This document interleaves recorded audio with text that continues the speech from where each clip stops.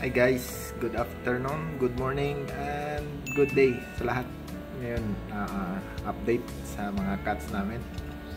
So, si Pepper is kumakain. Yung i-introduce ko sa iyo kung tinatanong niyo kung ano yung pinapakain namin sa cats namin, ito siya. Ito yung pinapakain namin. Yung Royal Canin Hair and Skin. So, ito guys. Ito yung kinakain nila, tatlo. So ngayon,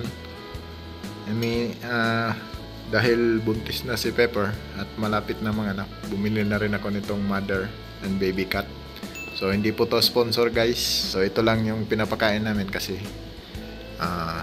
ganado sila at saka nakikita ko yung result na maganda. So si Hair and Skin guys, so maganda yung kalalabasan. Bali 3 months ko na to siyang ginagamit, pero yung fur nila maganda, makintab, tsaka hindi naglalagas. Ayan.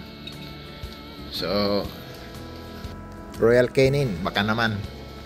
Ayan guys, si Thor makintab din yung makintab yung balahibo niya, tapos hindi siya naglalagas. So ayan, si Thor, kinakain niya rin yun. Si Bella, ayan si Bella, nagre-relax si Bella. Ayan si Bella, kumain na rin yan. So nasaan siya, lalim na mga upo. Ayan, nagre-relax si Bella. Ayan guys, so dyan siya yung pwesto niya sa ilalim ng upuan. Hey Bella. Ayan guys, so ganado kumain. Si Pepper, pag naubos niya yung pagkain, binibigyan ko kasi buntis siya. So ayan guys, bumili na rin ako ng padding nung pag-aanakan niya dun sa kahapon, yung parang market ng mga accessories, pet accessories. Doon mura kasi, bumili kami dun. Pati yung pagkain doon mura. And guys, merong suggested dito kung ilang grams yung papakain mo. Kunwari ito, kung 3 grams na ang weight ng cat mo is 3 kilos. So ang niya is 41 grams per day na yan. Kung may kasamang wet food, 20 grams lang na dry food at isang latang wet food.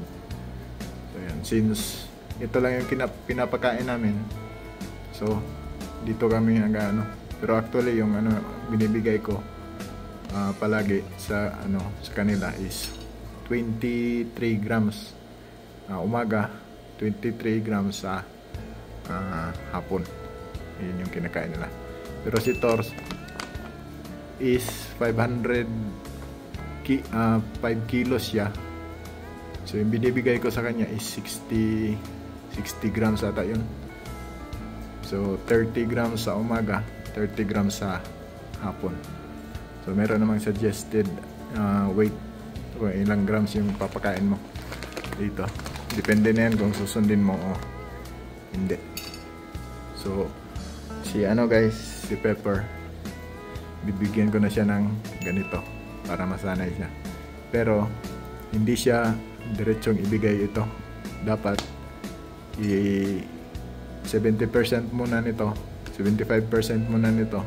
Haluan ko ng 25% ng mother and cat para hindi siya mabigla. Kasi pag binigla mo yung cats na pakainin ng pagkain na iba, baka magtay. Buntis pa naman siya. So dahan-dahan lang hanggat magiging 50-50 lang.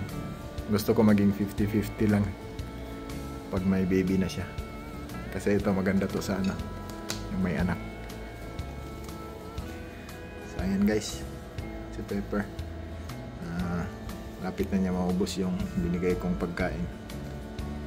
So sana, ayan, kitang-kita na, malaki na yung tiyan niya. Pero so sana healthy yung mga anak niya paglabas. Actually, healthy naman siya ngayon. Wala akong nakikitang abnormalities sa pagbubuntis niya. So sana healthy yung mga kittens na ilalabas niya. So ayan guys, siguro ilang days na lang or weeks, siguro mga pagpalagay ko 3 weeks nanganganak na to si Pepper. So ayan guys, abangan nyo na lang guys. Sana may video ko yung may share ko sa inyo yung panganganak niya para makita natin yung mga cute kittens na paglabas. So sana guys, healthy lang yung kittens. So yan lang guys yung update sa mga cats namin. Thank you sa suporta sa mga subscribers na bago. Salamat. At kung hindi ka pa nakasubscribe, please subscribe kung like mo yung video ng mga cats. So isi-share ko sa inyo yung buong detalye ng pag-aalaga ko. Yun nga lang, hindi ko araw-araw mag-upload, pero lahat ng update tungkol sa cats namin isi-share ko sa inyo. So yun lamang guys, salamat sa suporta at panonood ninyo. God bless. Bye bye.